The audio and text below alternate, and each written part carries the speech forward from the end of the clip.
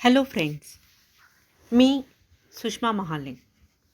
आत्तापर्यंत आपण chapter number 2 systematics of living organisms याचं part first, part second and part third असे 3 part पाहिले. पार्ट फर्स्टमध्ये सगळ्यात आधी आपण इंट्रोडक्शन, सिस्टमॅटिक्स, टॅक्झॉनॉमी, क्लासिफिकेशन, त्या क्लासिफिकेशनमध्ये त्याचे टाईप्स ऑफ क्लासिफिकेशन आपण शिकलो. त्यामध्ये पार्ट फर्स्टमध्ये आपण आर्टिफिशियल सिस्टीम ऑफ क्लासिफिकेशन बघितले. नंतर पार्ट सेकंडमध्ये क्लासिफिकेशन्सचे टाईप्स, जे राहिलेले टाईप्स होते, म्हणजे natural system of classification and phylogenetic system of classification याचाही अभ्यास केला. त्यानंतरचा टॉपिक म्हणजे 3 डोमेन्स ऑफ क्लासिफिकेशन, ज्याला आपण 6 किंगडम ऑफ लाईफ असेही म्हणतो. त्यानंतर आपण एक चार्ट स्टडी केला आहे. तो चार्ट कसला होता?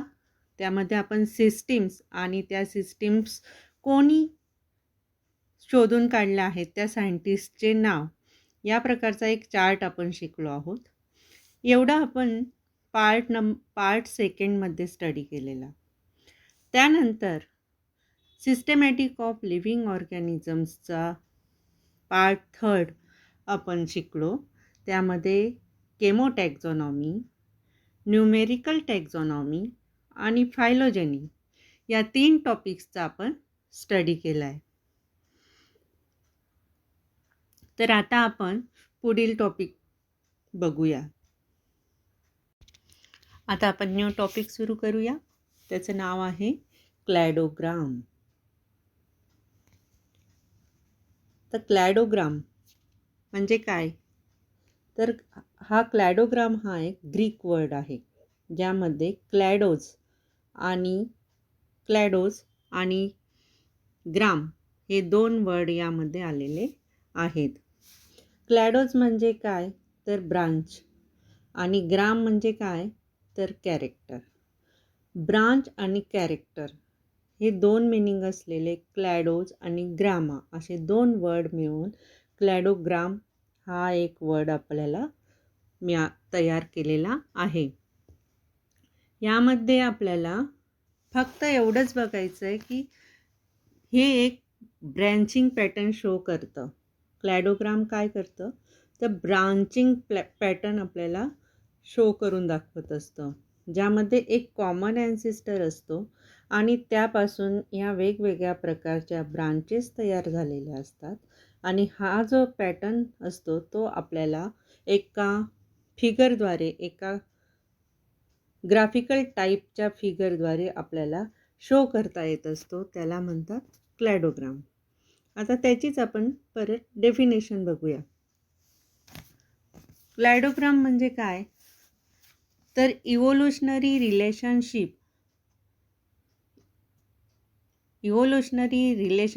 Establish into various evolved taxas. Evolutionary relationship establish into various evolved टॅक्साज.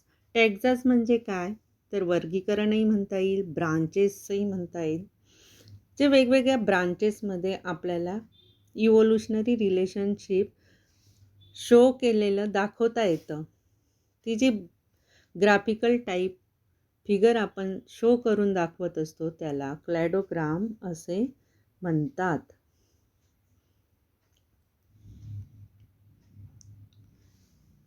आता बघा, a branching tree like graphical representation of the phylogenetic relationships between organisms, showing which taxa have branched from common ancestor.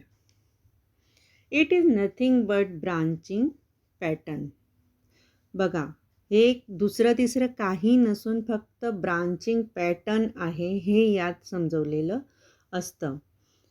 त्यासाठी आपल्याला हे 2 प्रकारचे example दिलेले आहे. ही पहिली एक डायग्राम दिलेली आहे, ज्यामध्ये आपल्याला दाखवलेलं आहे 3 domains of life is a cladogram. 3 domains of life is a क्लॅडोग्राम.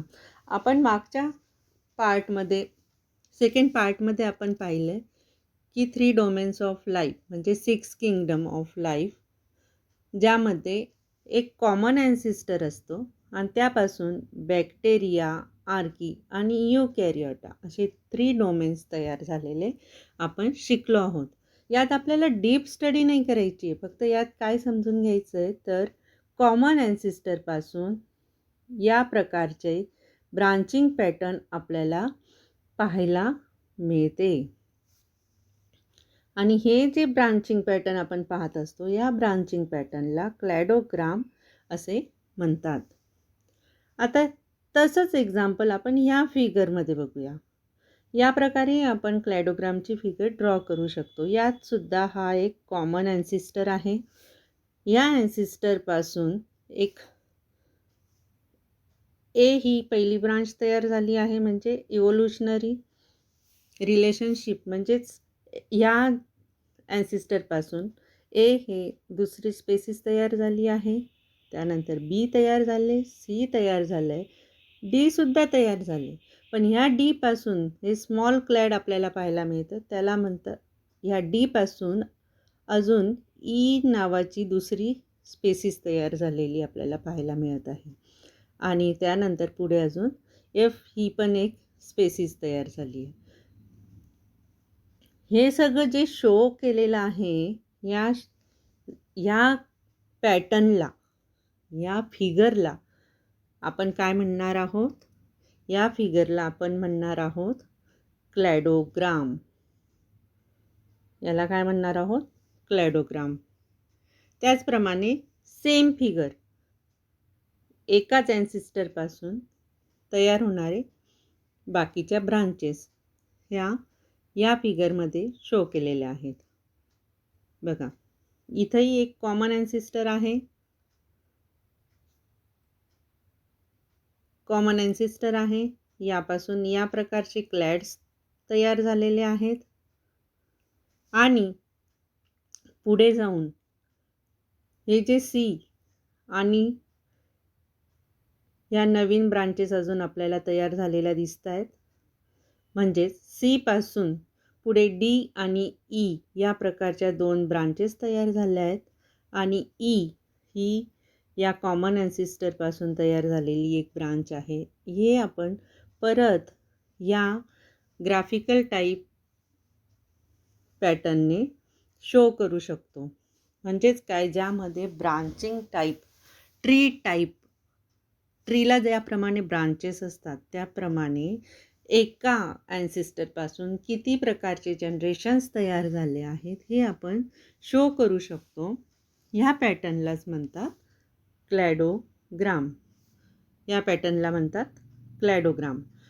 क्लॅडोग्राम हा शब्द आपल्याला क्लॅडोज आणि ग्रामा या 2 शब्दांपासून तयार केलेला, ग्रीक वर्डपासून तयार केलेला आहे हे समजले. आणि दुसरं म्हणजे it is nothing but a branching pattern. एवढं आपल्याला या क्लॅडोग्राममध्ये लक्षात ठेवायचे आहे. हॅलो फ्रेंड्स, आपण आता नेक्स्ट टॉपिक शिकणार आहोत DNA barcoding. DNA barcoding. DNA barcoding is a new method for identification of any species based on its DNA sequence from tiny tissue sample of organism under study. बघा, DNA barcoding ही एक new method आहे. हे तर आपल्याला यातून कळलंच. पण त्या मेथडमध्ये एखादी स्पेसीज आयडेंटिफाय करण्यासाठी आपल्याला DNA बारकोडिंगची मदत घेता येते. म्हणजे एखादी स्पेसीज नेमकी कुठल्या ऑर्गॅनिझमपासून इव्हॉल्व झालेली आहे हे आयडेंटिफाय करण्यासाठी DNA बारकोडिंगचा उपयोग केला जातो. नेमका हा उपयोग कशाच्या मदतीने केला जातो तर from A tiny tissue sample for organism of organism under study. आता टिश्यू म्हणजे काय तर आपल्या शरीरात खूप सारे सेल्स असतात आणि ते सेल्स सगळे एकत्र आल्यानंतर जे फॉर्म होतं त्याला काय म्हणतात? टिश्यू. म्हणजेच काय? तर ग्रुप ऑफ सेल्स म्हणजे काय? टिश्यू. ग्रुप ऑफ सेल्स मिळून टिश्यू तयार होतो आणि तो टिश्यू घेऊन अंडर मायक्रोस्कोपिक स्टडी करून आपण DNA बारकोडिंगच्या मदतीने तो स्पेसिस कुठल्या ऑर्गॅनिझमपासून इव्हॉल्व झालेला आहे हे आयडेंटिफाय करत असतो. It helps to study newly identified species as well as understanding ecological and evolutionary relationships between living beings. DNA बारकोडिंगच्या मदतीने आपण नवीन स्पेसिस तर ओळखू शकतोच, पण इकॉलॉजिकल आणि इव्होल्युशनरी रिलेशनशिपचाही आपण यामध्ये स्टडी करू शकतो. म्हणजे तो स्पेसिस किंवा तो ऑर्गॅनिझम कसा डेव्हलप झाला आहे, कसा इव्हॉल्व झाला, त्याच्यामध्ये कसे कॅरेक्टर्स बदलत गेले, कसे जनरेशन्स तयार होत गेले, या सगळ्यांचा अभ्यास या DNA बारकोडिंगच्या मदतीने करता येतो. The process of DNA barcoding includes 2 basic steps. आता ही मेथड आपल्याला जर यूज करायची असेल तर त्यासाठी 2 बेसिक स्टेप्स आपल्याला कराव्या लागतात. एक म्हणजे collecting DNA barcode data of known स्पेसिसचा DNA बारकोड डाटा आपल्याला घ्यावा लागतो. म्हणजे काय? आता एखादं नोन स्पेसिस तुम्हाला माहीत आहे. आता फॉर एक्झाम्पल ही स्पेसिस आपल्याला माहीत आहे आणि ही स्पेसिस नेमकी कोणत्या ऑर्गॅनिझमपासून इव्हॉल्व झालेली आहे आपल्याला हे चेक करायचं आहे. तर काय करावं लागेल? तर matching the barcode sequence of the unknown sample against the barcode library for identification. आता बारकोड लायब्ररी म्हणजे काय? ज्या प्रकारे आपण खूप सारे पुस्तकं एका जागेवर ठेवलेले असले, तिथं वाचायला आपण जातो, खूप सारे पुस्तकं तिथं अवेलेबल आहेत असं सांगतो, पण त्या प्लेसला काय म्हणतो? तर त्या प्लेसला आपण म्हणतो लायब्ररी, पुस्तकांची लायब्ररी. त्याचप्रमाणे पूर्ण वर्ल्डमध्ये हजारो टाईप्सचे ऑर्गॅनिझम्स आपल्याला आढळतात आणि ह्या टाईप्सचे ऑर्गॅनिझम्सचे जे बारकोड असतात, जे DNA बारकोड असतात, ते एकाच ठिकाणी आपल्याला अवेलेबल होत असतात. त्या ठिकाणाला, त्या जागेला काय म्हणतात? तर DNA बारकोड लायब्ररी. त्या ठिकाणाला काय म्हणतात? DNA barcode library.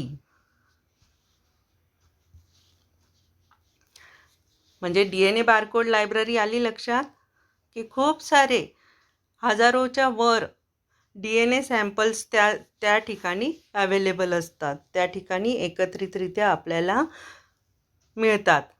त्याला म्हणतात DNA बारकोड लायब्ररी. तर पहिले आपण DNA बारकोड डाटा घ्यायचा आहे स्पेसिसपासून आणि मग नंतर तो डाटा म्हणजेच काय? DNA बारकोड डाटा म्हणजे काय? आपल्याला काय नेमकं घ्यायचं आहे?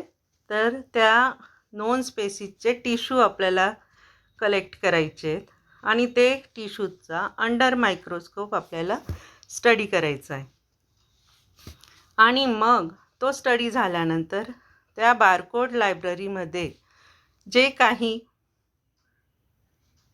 काही आपल्याला सॅम्पल त्या ठिकाणी अननोन सॅम्पल पाहायला मिळतात, त्या अननोन सॅम्पलपैकी हा टिश्यू नेमका कुठल्या सॅम्पलचा आहे हे जर आपल्याला मॅच करता आलं, समजून घ्या या सॅम्पलचे कॅरेक्टर्स आणि ह्या टिश्यूचे कॅरेक्टर्स सेम आहेत असं आपल्या अंडर मायक्रोस्कोपिक स्टडीमध्ये आपल्याला लक्षात आलं, तर आपण कन्फर्म होतो की हा टिश्यू ज्या स्पेसिसचा आहे तो ती स्पेसीज आणि ह्या ऑर्गॅनिझमपासून इव्हॉल्व झालेली आहे. बघा, समजायला थोडं तुम्हाला कठीण वाटेल, पण आत्ताच्या जनरेशननुसार जर उदाहरण द्यायचं तर तुम्हाला साधं उदाहरण मी सांगते की एखादं बाळ जे बाळ असतं, मम्मी पप्पांमध्ये जनरली खूप कधी कधी आपण भांडण पाहायला आपल्याला भांडण किंवा घटस्फोट होत असतो, हे आपल्याला जनरली माहीतच आहे. आता तुम्ही एवढ्या वयाच्या तर आहात की तुम्हाला एवढं कळतं की मम्मी पप्पांमध्ये काही कारणांमुळे भांडण होऊन घटस्फोट होतो. त्यावेळी मेन कारण कधी कधी असं सांगितलं जातं की फादर म्हणतात हे बाळ माझं नाही. फादर काय सांगतात की हे बाळ माझं नाही. त्यावेळी फादरचे जे टिश्यूज असतात, ते फादरचे टिश्यूज आणि ह्या बाळाचे टिश्यूज या दोघांचा मायक्रोस्कोपिक स्टडी करून ते दोघं मॅच होतात की नाही हे पाहिले जाते. आणि जर ह्या बाळाचे टिश्यू आणि ह्या फादरचे टिश्यू मॅच झाले तर हे आपल्याला सायंटिफिकली प्रूव्ह करता येतं की हे बाळ ह्या फादरचेच आहे. म्हणूनच DNA बारकोडिंगचा आत्ता खूप उपयोग केला जातो. आणि अननोन स्पेसीज ज्या असतात, ज्या आपल्याला पाहायला मिळतात, त्या नेमक्या कुठल्या ऑर्गॅनिझमपासून इव्हॉल्व झाल्या आहेत हे आयडेंटिफाय करण्यासाठी DNA बारकोडिंगचा आपण उपयोग करत असतो. तर यामध्ये फक्त मेनली आपल्याला काय लक्षात घ्यायचं आहे की DNA barcoding helps to study newly identified species as well as understanding ecological and evolutionary relationships between living organisms. हे आपल्याला पहिले लक्षात घ्यायचे. याची डेफिनेशन काय असेल तर एक न्यू स्पेसीज आयडेंटिफाय करण्यासाठी आणि इव्होल्युशनरी रिलेशनशिप अंडरस्टँड करण्यासाठी आपल्याला DNA बारकोडिंगचा उपयोग होत असतो. आणि यामध्ये 2 बेसिक स्टेप्स यूज केल्या जातात. एक म्हणजे collecting DNA barcode data of non species आणि दुसरं म्हणजे matching the barcode sequence of the unknown sample against the barcode library for identification. तर ह्या दोघं स्टेप्सचं अर्थ मी तुम्हाला आत्ता समजावून सांगितलेला आहे. समजायला काहीही कठीण नाही आहे. फक्त एवढंच लक्षात घ्या की DNA बारकोड लायब्ररी म्हणजे जिथं खूप सारे DNA बारकोड अवेलेबल असतात आणि त्याच्याशी जी नॉन स्पेसीजचा डाटा आपण कलेक्ट केलेला असतो तो त्या अननोन स्पेसीज ज्या काही आपल्याला लायब्ररीमध्ये DNA बारकोड अवेलेबल असतात त्याच्याशी ते मॅच करून पाहिजे असतात. आणि ते मॅच केल्यानंतर ते आपल्याला नेमके आयडेंटिफाय करता येतात. हेच एवढंच आपल्याला या DNA बारकोडिंगमध्ये शिकावयाचे आहे. आता आपण पुढचा पॉईंट शिकणार आहोत. DNA barcoding has many applications. DNA barcoding has many applications म्हणजे काय तर दैनंदिन आपल्या रोजच्या व्यवहारात जे उपयोगात येते, उपयोगी पडतात त्याला म्हणतात ॲप्लिकेशन्स. DNA बारकोडिंग आपल्याला दैनंदिन जीवनात कशा प्रकारे उपयोगी पडते ते आपल्याला आज शिकायचं आहे. त्यामध्ये पहिला आहे प्रोटेक्शन ऑफ एंडेंजर्ड स्पेसीज. तर एंडेंजर्ड म्हणजे काय तर जी स्पेसीज लॉस होत चाललेली आहे, संपण्यात आली, म्हणजे जिचे खूप कमी मेंबर्स जिवंत आहेत, अशी जी कमी राहिलेली स्पेसीज आहे, जी आता जर आपण ज्या स्पेसीजचं प्रोटेक्शन केलं नाही तर ती लॉस होईल आणि नंतर आपल्याला पाहायलाही मिळणार नाही. अशा प्रकारची जी स्पेसीज असते ती एंडेंजर्ड स्पेसीज असते. आणि त्या स्पेसीजचे प्रोटेक्शन करण्यासाठी DNA बारकोडिंगचा आपण उपयोग करत असतो. नंतरचं ॲप्लिकेशन आहे preservation of natural resources. Natural resources म्हणजे काय, तर नेचरपासून मिळणारे, आपल्याला जे नेचरपासून सोर्सेस मिळतात ते म्हणजे natural resources. For example water, air, soil, minerals, हे सनलाईट, हे सगळे काय आहेत तर नॅचरल रिसोर्सेस. आणि हे आपण प्रिझर्व करून ठेवले. जसं आता सनलाईट आहे, हे आपण सोलर सिस्टीमच्या मदतीने, सोलरच्या मदतीने प्रिझर्व करून ठेवतो. त्यापासून आपण लाईट, इलेक्ट्रिसिटी तयार करतो किंवा वॉटरच्या मदतीने इलेक्ट्रिसिटी तयार करतो. हे जे प्रिझर्वेशन आपण करत असतो, त्या प्रकारे नॅचरल रिसोर्सेस आपण प्रिझर्व करून ठेवण्यासाठी DNA बारकोडिंगचा आपल्याला उपयोग होत असतो. पुढचं आहे pest control in agriculture. Pest control in ॲग्रिकल्चरमध्ये आधी तो प्लांट डिसीज कुठल्या इन्सेक्ट किंवा व्हेक्टरपासून झाला ते आयडेंटिफाय केले जाते. नंतर अजून जर नवीन एखादा इन्सेक्ट त्या प्लांटवर आला तर DNA बारकोडिंगच्या मदतीने त्याला ओळखता येते, आयडेंटिफाय करता येते आणि योग्य ती ट्रीटमेंट पेस्ट कंट्रोलद्वारे प्लांटला दिली जाते. त्यानंतर पुढचं ॲप्लिकेशन आहे identifying disease vectors. Identifying disease vector. Disease म्हणजे काय तर आजार किंवा रोग, आणि व्हेक्टर म्हणजे काय तर एका डिसीजला एकापासून दुसऱ्यापर्यंत पोचवण्याचे काम हा व्हेक्टर करत असतो. अशा प्रकारचा डिसीज व्हेक्टर शोधण्यासाठी DNA बारकोडिंगचा यूज केला जातो. पुढचं ॲप्लिकेशन आहे authentication of natural health products. Authentication म्हणजे काय तर परवानगी देणे. जे नॅचरल म्हणजे नैसर्गिक, आणि हेल्थ म्हणजे आपल्या आरोग्यासाठी जे उपयोगी प्रॉडक्ट्स आता तयार केले जातात, ते प्रॉडक्ट्स आपल्या आरोग्यासाठी योग्य आहेत की अयोग्य आहेत, की काही साईड इफेक्ट्स आहेत, ते DNA बारकोडिंगच्या मदतीने पाहिले जाते. आणि ते पाहिल्यानंतर ते जर योग्य, आपल्या हेल्थसाठी योग्य असतील तर त्याची तशी परवानगी दिली जाते. तर ती कशाच्या मदतीने तर DNA बारकोडिंगच्या मदतीने नॅचरल हेल्थ प्रॉडक्ट्स ऑथेंटिकेशन केले जाते. पुढचं ॲप्लिकेशन आहे आयडेंटिफिकेशन ऑफ मेडिसिनल प्लांट्स. जगात खूप विविध प्रकारचे प्लांट्स आपल्याला पाहायला मिळतात, पण जे प्लांट मेडिसिनल आहेत ते आयडेंटिफाय करण्यासाठीही DNA बारकोडिंगचा उपयोग आपल्याला होत असतो. हे सगळे DNA बारकोडिंगचे ॲप्लिकेशन्स आज आपण इथे शिकलेलो आहोत. हे सगळे जे बारकोडिंगचे ॲप्लिकेशन्स आहेत ते आपल्याला दैनंदिन जीवनामध्ये उपयोगी पडत असतात. जसे आता आपण सगळ्यात आधी पाहिलं प्रोटेक्शन ऑफ एंडेंजर्ड स्पेसीज, दुसरं आहे प्रिझर्वेशन ऑफ नॅचरल रिसोर्सेस, नंतर paste control in agriculture, identifying disease vectors, authentication of natural health products and identification of medicinal plants. या प्रकारचे ॲप्लिकेशन्स आपण आज DNA बारकोडिंगचे ॲप्लिकेशन्स आपण आज येथे शिकलेलो आहोत.